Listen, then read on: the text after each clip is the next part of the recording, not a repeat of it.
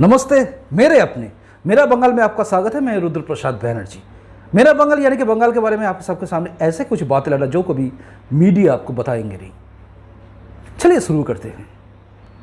बात दरअसल ऐसा है कि आज राज्यपाल यानी कि हम लोगों का जो राज्यपाल है पश्चिम बंगाल में, जगदीप धनखड़ जी, उनके नाम के साथ देवांजन देव जो कि वैक्सीन कांड में जुड़े हुए हैं, यानी जाल वैक्सीन, सिर्फ जाल वैक्सीन नहीं, वो जहरीला वैक्सीन भी हो सकता है।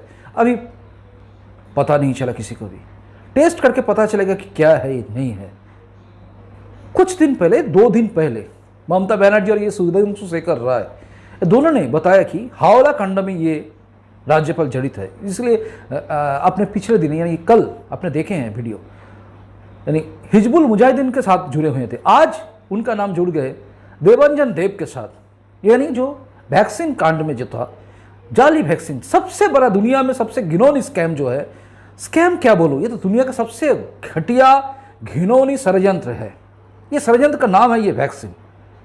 देखिए बिहार में हुए थे वैक्सीन, वो वैक्सीन देते हुए हम लोग देखे औरत को, जो वैक्सीन दे रहे थे वो हमें कुछ नहीं था, शरीर ऐसे पुश कर दिए थे, उसमें कुछ नहीं था, एक वैक्सीन। और यहाँ पर कितने आदमियों को, कितने इंसान को ये वैक्सीन दिए गए ये अभी पता नहीं है। और एक वैक्सीन जो कोविशील्ड तो नहीं है, कोवैक्सीन भी नहीं है, यानी कि कोविड का कोई वैक्सीन नहीं था, ये था दूसरा कुछ। कभी बोल रहे कि एंटीबायोटिक, या फिर एंटीबायोटिक के बेस में दूसरा कुछ। ये देवांजन देव कौन है? इसके नाम के पीछे अभी जो मुख्यमंत्री है हम लोगों का, जो ममता बनर्जी, उन्होंने बताया कि इनको टेररिस्ट आख्या देना चाहिए। तो टेररिस्ट, हमने सोचा कि ये टेररिस्ट है। अब टेररिज्म के साथ जोड़ने की कोशिश चल रहा है एकदम राज्यपाल को। किस विषय को लेकर? सिक्योरिटी गार्ड को लेकर। यानी देवांजन देव कभी राजभवन नहीं गए, उनके साथ कभी पिक्चर नहीं था, लेकिन उनका जो सिक्योरिटी गार्ड था देवांजन देव का, वो पर्सनल जो सिक्योरिटी गार्ड है उसी का तस्वीर दिखाया राज्यपाल के साथ, बस। और क्या जोड़ दिए गए दोनों को। एक सिक्योरिटी गार्ड का जो भूमिका होता है या फिर उसका सर्विस होता है, वो शायद इन तृणमूल को पता नहीं, फिर भी पता भी होगा तो ये बताते नहीं है। एक सिक्योरिटी गार्ड का सर्विस ऐसे ही होते कि चाहे आज मेरा पास है तो कल दूसरे के पास जाएंगे। तो मेरे पास रहते हुए जिसने भी हम गए हैं, कहीं पे सेरेमनी पे गए हैं, कहीं किसी के पास गए हैं, तो मेरे साथ तो मेरा सिक्योरिटी रहेगा ही। तो मेरे पास रहने वाला सिक्योरिटी अगर उस फंक्शन में गए और वहाँ पर कोई मिनिस्टर आए, उनके साथ मैंने तस्वीर खिंचाया और वो भी साथ में था, उसका भी तस्वीर उठ गए। उसके बाद वही सिक्योरिटी गार्ड, मैं उसको छोड़ दिया, दूसरी जगह चला गया, क्योंकि जितना भी नॉन गवर्नमेंट जो सिक्योरिटी संस्था है, उनके जो सैलरी है वो सैलरी कभी किसी का कम होता है, कभी किसी का ज़्यादा होता है। ज़्यादा जहाँ पर मिलेगा वो वहाँ पर चला जाएगा। एक कॉन्ट्रैक्ट होता है, कॉन्ट्रैक्ट के बाद वो चले जाते हैं। तो मान लीजिए मेरा सिक्योरिटी गार्ड चला गया यहाँ से, तो चला गया दूसरे के पास। अभी वो अगर कुछ काम करे तो उसके साथ जो सिक्योरिटी गार्ड होगा, वो सिक्योरिटी गार्ड मेरा भी सिक्योरिटी गार्ड था, और वो आदमी मान लीजिए कोई मर्डरर होगा व कोई हो गया, उनके साथ हो गया, कोई पकड़ लिया, कोई 430 है, यानी 420 कोई आदमी है, अगर उसको पकड़ ले गए तो वो सिक्योरिटी गार्ड मेरे पास था, जो सिक्योरिटी गार्ड मेरे साथ मिनिस्टर के साथ था, वो सिक्योरिटी गार्ड का कुछ क्या होता है। लेकिन बंगाल में ये समझाए कौन? क्योंकि बंगाल में ये समझाने वाला भाजपा वाले भी नहीं है।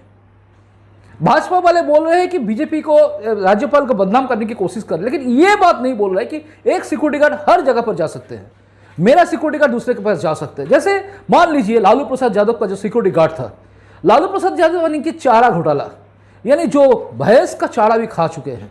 ऐसे हम लोग का यहाँ पर भी ऐसे है बहुत सारे, जो कोई गरीब का खाना खा चुके हैं, गाय का तस्करी करते हुए पकड़ा गए, कोई कहीं और कैला फैला सब कुछ चोरी करके।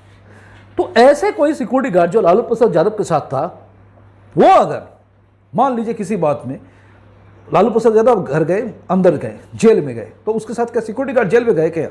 वो सिक्योरिटी गार्ड जो था वो शायद हो सकता है कमांडो था। वो कमांडो हर किसी के आदमी के पास रह सकता है। तो कमांडो के जरिए आप किसी का विचार कर सकते कि लालू प्रसाद यादव के साथ था, इसका मतलब वो कमांडो भी चारा घोटाले में युक्त है। कोई गधा को भी बोले ना, गधा भी कहेंगे, दिमाग हिला देंगे। लेकिन यह बंगाल में कुछ चलता नहीं है, बंगाल में यही चला जाता है, और इसी बात के लिए कुछ बोलते भी नहीं है कोई। भाजपा वाले को जितने भी कार्यकर्ता हैं वो लोग ये बात को, इस मुद्दे को, इस विषय से इस दिशा में लेके नहीं जा रहे। और यहाँ का जो मीडिया है वो मीडिया शायद इसी को तोल दे रहा है, क्योंकि मीडिया, ये बंगाल का जो मीडिया है जिसको कहते हैं गणतंत्र के चतुर्थ स्तंभ, यानी मीडिया यानी कि गणतंत्र के चतुर्थ स्तंभ, लेकिन यहाँ पर जो है ना वो थोड़ा स्तंभ थोड़ा लड़खड़ा गए हैं। क्यों लड़खड़ा गए हैं? क्योंकि यहाँ पर जो ऐड मिलते हैं ना पश्चिम बंगाल सरकार का, वो ऐड नहीं मिलने वाला है। इसलिए बड़ा बड़ा जो चैनल है वो लोग बताते नहीं है, छोटा जो चैनल है यूट्यूब हम लोगों जैसे है वो इस विषय में जानते भी नहीं है। तो इसलिए मेरा कोशिश था, मेरा बंगाली चैनल जो है, बंगला चैनल है रुद्र वार्ता, वहाँ पर मैंने बताया, लेकिन हिंदी में मैं बोलने की कोशिश इसलिए की मेरा बंगाल में, क्योंकि ये बात हर आदमी को समझ में आए। क्योंकि राज्यपाल को बदनाम करने की कोशिश जो हो रहा है, ये साजिश, कोशिश नहीं, जो साजिश हो रहा है, वो साजिश के एक पार्ट है ये। अब आगे आप बुद्धिमान हैं, हो सके तो इस वीडियो को शेयर कीजिए, आदमी के पास भेजिए, और मेरा ये चैनल जो है ना मेरा बंगाल, उसको हो सके तो सब्सक्राइब कीजिए, क्योंकि मैं चाहता हूं कुछ और करना जो आम यूट्यूबर या आम न्यूज़ मीडिया नहीं करेंगे। क्योंकि मेरा अंदर का जो है नेशनलिज्म वो आंखों से झलकेगा, आपके पास जरूर आप समझेंगे, क्योंकि मैं विश्वास करता हूं आप मेरे अपने हैं। चलते हैं आज के लिए, नमस्ते, वंदे मातरम, भारत माँ की जय हो, जय हिंद।